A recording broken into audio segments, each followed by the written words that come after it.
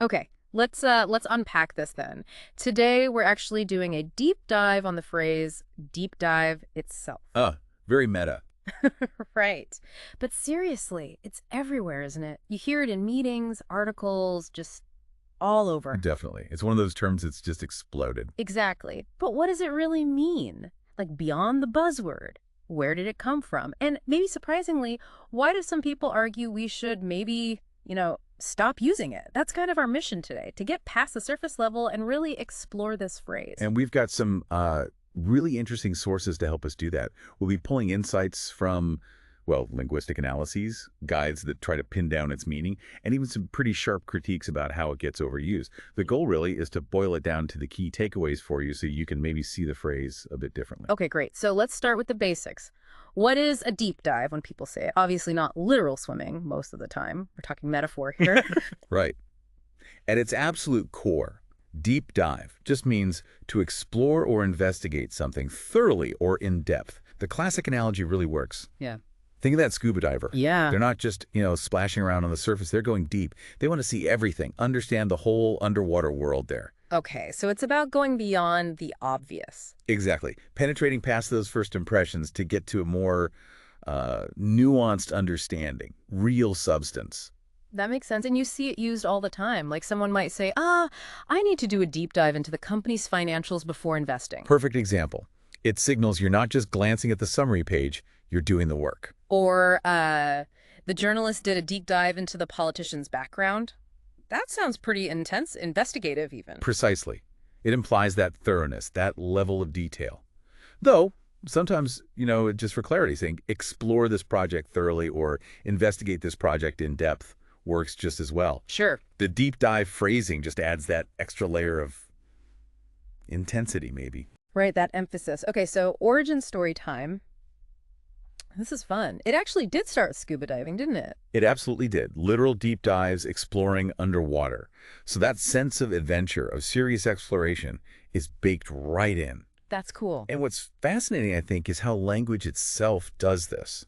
It takes its own deep dive into new meanings. So from those, nautical roots, it just evolved, became this really powerful metaphor in professional settings, academic settings. Far removed from the ocean now. Completely. It signifies that comprehensive, really exhaustive exploration. And in business particularly, it seems like it really leans into that idea of like intensive analysis or research. Yes, it implies something methodical, almost scientific, not just a casual look. Right. And if you look at the data, like Google Books data on phrase usage, it shows this interesting path. There was a big jump in the 70s, then it kind of dipped in the 80s and 90s. Huh. But then a really steep climb up to around 2008. It really cemented itself as a key business metaphor around then. Wow, so really captured something about how people wanted to talk about work. Seems like it, yeah. Phrases catch the zeitgeist sometimes. Okay, so if we're talking about a real deep dive, not just using the buzzword, what actually makes it different from just, looking into something casually? That's a great question, because the term does get thrown around. A genuine deep dive has some key characteristics. First, it's about comprehensive analysis. Meaning you go way beyond the surface stuff. You look at multiple viewpoints, you integrate detailed research, you apply real critical thinking. Okay, not just accepting the first answer. Exactly. Second, there's a systematic approach. It's not random. You'd follow a structured method, use rigorous techniques. You prioritize depth over just covering a lot of ground superficially. Depth over breadth. Got it. And finally, contextual understanding. This is huge. It's not just about collecting facts in isolation. It's about understanding how they relate, the history behind them, the broader implications, seeing the whole system. Right, building the complete picture, not just gathering puzzle pieces. You put it perfectly. That whole methodology, it sounds incredibly valuable. I can picture it being used everywhere, like in business strategy, right? Yeah. Analyzing market trends properly, not just looking at sales numbers. Absolutely. Or scientific research, obviously. Investigating complex phenomena requires that depth. Product development, too, probably. Right. Really understanding what users need through proper research. Definitely. User experience studies, ethnographic research. That's a deep dive. And academics, of course. Scrutinizing theories, looking for new insights. Exactly. Yeah. It's a fundamental approach to serious inquiry. And it's more than just practical applications. It's really a profound cognitive process. One source called it a mental expedition that challenges our existing knowledge frameworks. I like that. Mental expedition. Yeah. When you really do a Mhm. deep dive, you're not just adding facts, you're potentially changing how you see things, expanding your whole understanding. Which leads to those cognitive benefits you hear about. Right. You sharpen your critical thinking, your analytical skills get better. Makes sense. It also fosters intellectual curiosity, that desire to really get to the bottom of complex things. And helps you connect the dots, right? Knowledge integration. Precisely. Seeing how different ideas fit together, creating that holistic view is how you make sense of complexity. So how do you actually do it effectively? Are there specific techniques? There are. On the research side, things like multi-source verification are key. Checking different credible sources. Yes. And blending different types of analysis like qualitative and quantitative, Yeah. and committing to continuous learning, staying open. And mentally, how you approach it. Mentally, it's about practicing active listening, really hearing what's being said, asking probing questions that go deeper. Challenging your own assumptions is crucial, and maintaining intellectual humility, recognizing you don't know everything. Those sound like great habits for anyone, really. So you could apply this stuff personally, right? Yeah. Like set clear goals for what you want to understand, block out dedicated time. Absolutely. Structured note-taking helps organize thoughts. And being okay with feeling a bit lost sometimes. That intellectual discomfort. That's often where the breakthroughs happen. You have to embrace that. And professionally, you mentioned collaboration. Yeah. Cross-disciplinary teams can bring diverse perspectives for a richer dive. Using visualization tools helps map out complex information too. There was that example, wasn't there? The e-commerce company. Right. They did a deep dive into their abandoned cart data and customer feedback, found a specific issue with their payment system. And fixing it made a real difference. A huge difference. Something like a 15% jump in completed sales pretty quickly. That's the power of really digging in. Wow. That's tangible. But there's a common misconception to clear up. Okay. It's not just about hoarding massive amounts of data. That's not the point. A Okay. true deep dive is about developing nuanced, meaningful insights. It prioritizes quality of understanding over sheer quantity of information. Wisdom over data points. Quality over quantity. Got it. Okay. But here's where it gets, well, complicated, right? Not everyone's on board with the phrase deep dive. Some people really don't like it. That's true.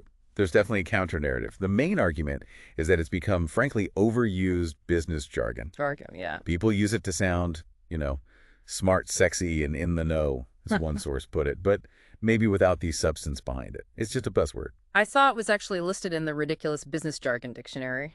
Yeah, that says something, doesn't it? And the core critique is interesting. It goes back to the original scuba meaning. A deep dive was diving beyond the norm accepted by the associated community. Key phrase, beyond the norm. Okay, so if every meeting is called a deep dive, or you have a deep dive on the same topic every single month. and it's not beyond the norm anymore. It just is the norm. Exactly. It loses that core meaning of being exceptionally deep or thorough. The specialness vanishes. Huh. That's a really sharp point about language. The word sounds cool, sounds impactful, but if the reality doesn't match the original intensity, the word kind of deflates. Right. Once the baseline shifts, Hmm. the term doesn't signify anything special anymore. You need a new word for actual deep investigation. It makes you wonder then, is deep dive becoming a cliche? Even if not literally, like an old printing plate, is it just losing its punch? That's the question, isn't it? Is it always the best metaphor for truly understanding something complex anymore? Or does it sometimes obscure more than it reveals? And that ties into thinking about language and metaphor more broadly. There was that perspective from Thomas Flanagan, comparing it to a diver holding their breath, going down a line quickly, marking a point, and then coming right back up. Yeah, suggesting it's more about hitting a specific depth quickly, a rapid resolution, rather than exploring the underlying connections and structures down there. Less about discovery, maybe more about just confirmation, making a distinction and moving on. That's the implication. That maybe the metaphor itself pushes us towards a certain kind of learning, quick, linear, rather than broad, interconnected understanding. Interesting. It definitely makes you think about related phrases too, like being in the weeds, right? Drowning in details. Mm-hmm. Or on the surface, where things look simple but aren't. And the opposite, obviously, skim the surface, just a quick look.